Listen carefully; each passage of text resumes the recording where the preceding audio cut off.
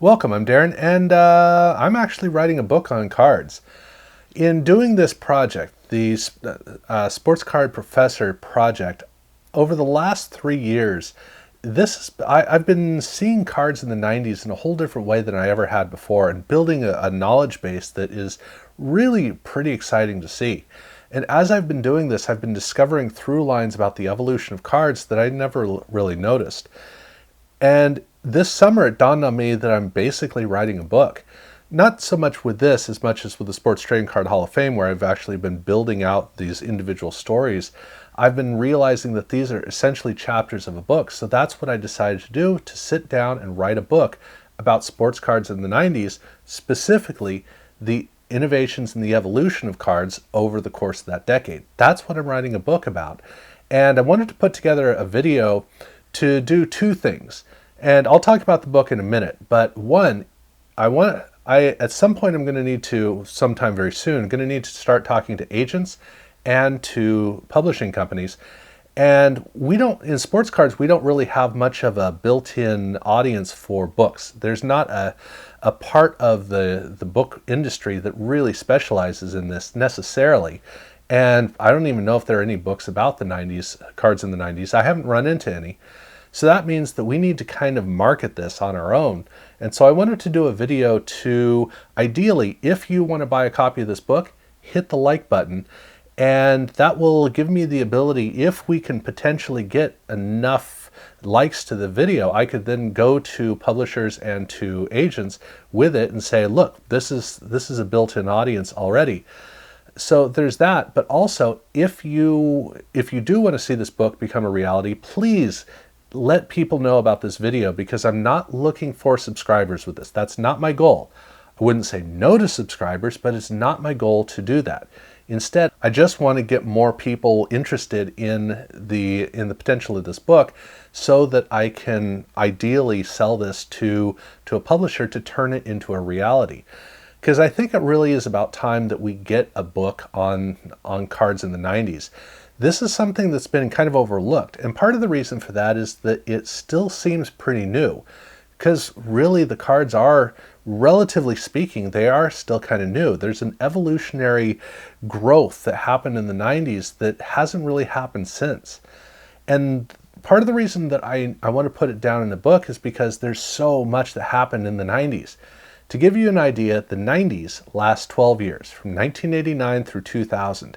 And in that time, more innovations happened in cards than all the years before and the years since combined. It's that crazy of a time. And so even though so many of us experienced it, and every year we saw the new things come out and we were really excited, within 2 years that was just kind of like standard. We didn't really pay attention to it. We really started to take it for granted. So I wanted to take the opportunity to sit down and build a book that allows you to actually see the things that were happening in cards, and to be able to better understand the cards that we appreciate from when these different things started to pop up. I mean, to give you an idea, rookie cards were invented in 1989. They actually were. And those are the kinds of things that I want to really talk about. I want to talk about technology. I want to talk about concepts. It really is a whole lot. And I don't want to put together a book that's heavy and bogged down. If you want to go into all the minutia, you could not make a book with a good enough binding with that much information. You just can't do it, and it'd put you to sleep. I'm doing little bits of it with my videos, and I've already got 350 videos. Well, okay, I got like 150 videos that really get into this stuff. And those videos are still lasting 20 minutes, 30 minutes. It's a lot that I've been putting together of just the small portion I've covered. So this is not a book that is intended to get into the weeds at all. I want it to be light and move quickly. That's my goal. And I've already done a full first draft of 60,000 words. I'm already at 100 pages in the default setting that it came up with for the, in Word. And well, this is without images as well. So I've already got most of a book in place. Now I've got to go through and refine it and turn it into a final book, which I figure will take a couple of months. It's a lot of work, but that's the nature of the project, and I'm not going to be self-publishing because self-publishing is the kind of thing you do for a local history. The reason I need to go with a major publisher is because, well, one, they have the reach of the entire country. And two, even though I'm talking about memorabilia from 30 years ago, it's still pictures of players and it still has logos of professional sports teams. I need to have a legal consultant to be able to handle all of that. Plus, self-publishing is expensive at the front end. So this is the route I need to go. I do need to go with a publishing company, and in which case I really have to be able to market this and make sure that they understand that there is an audience. So that's what I want to do with this video. But in case you're wondering, well, am I a writer? I figured I'd go ahead and I'd read, now remember, this is the rough draft, but I decided to read a couple of paragraphs from the book just so that you get a kind of a feel for how I am as an author and the nature of the book, how the book kind of thinks its way through, or how the book works. So, for 1992, cardboard was finally abandoned and high gloss was warmly embraced. Now Leaf and Bowman sported it, and both Stadium Club and Ultra improved their glossy finishes. These shiny cards were magnificent to collectors at the time, and a nightmare for collectors 30 years later, as many unopened packs would brick, with the glossy finishes stuck together from heat and storage problems. Not that a company should be thinking 30 years down the road for an annual product, but it has certainly left a bad impression on future generations of collectors. Let's just be clear, high gloss rules, even if pack opening is now a nerve-wracking experience as a result. There were 2.5 other new cardstock finish innovations in 1992 that far outmatched these upgrades. Collector's Edge entered the scene with vinyl cards, marketed as indestructible because, according to advertising, John Elway couldn't tear the cards apart. Playoff was launched from the brain trust of Score with an extra thick card featuring a chromed finish. The spectral effect of these cards allowed them to seemingly glow with a speckled metallic quality that took cards as far away from traditional as lenticular technology. There was one honorable mention for 1992 in the form of Topps test release of Finest. This card used a cardboard hybrid construction with a chromed surface that seemed more jewel-like than metallic.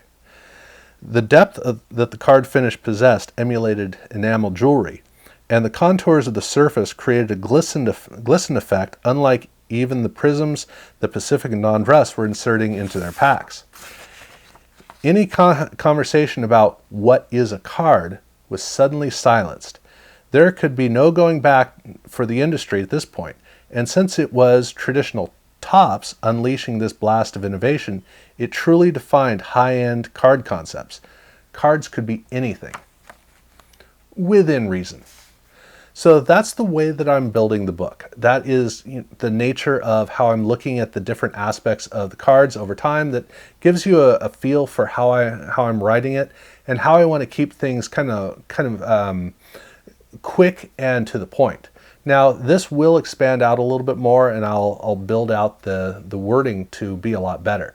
But this is what I did just my first run through, just to kind of lay everything out and see what the book is. So that is the nature of what I'm creating in terms of a book that talks about how cards evolved in the 1990s, which gives us both the nostalgic opportunity to see what was going on when we were kids, but also it gives kind of an educational understanding of knowing what happened, or what happened to cause the effect of cards that we like down the road. You take a Peyton Manning rookie card, and if you're thinking about an iconic card for his rookie card, you're probably going to be thinking of, say, a Topps Chrome card, probably with a refractor, maybe even with a serial number. Well, right there you have 3 different categories. You have the Topps Chrome finish, you have the refractor effect, and you have the serial numbering.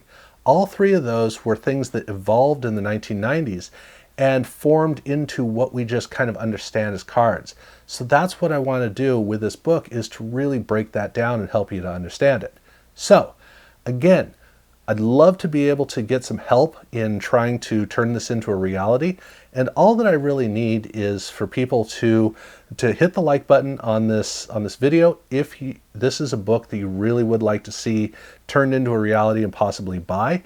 And please, I really do ask that you let other people know about this video. Again, I'm not looking for subscribers. All I'm looking for is people to be able to say, this is a book that I'd like to buy. And it needs to be in this one video, because I can't have like a bunch of videos all over the place that you're supposed to tally. If there's one video that has all of this on it, that's something that I can go to a publisher and to an agent and show the true interest in this.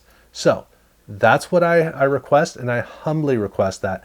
And I really appreciate it, because look, we all love cards. We do. And the way that we love cards is different. But in terms, for myself, I love cards to such an extent that this is something that I'm able to craft and to provide to the rest of the card market. I wouldn't say no to making a little bit of money on the process. That'd be awfully nice. But to be able to be a part of our understanding of cards, that's something I'm really kind of excited about, and I really do want to share it with you. So again, please do share this video, and thank you very much for watching.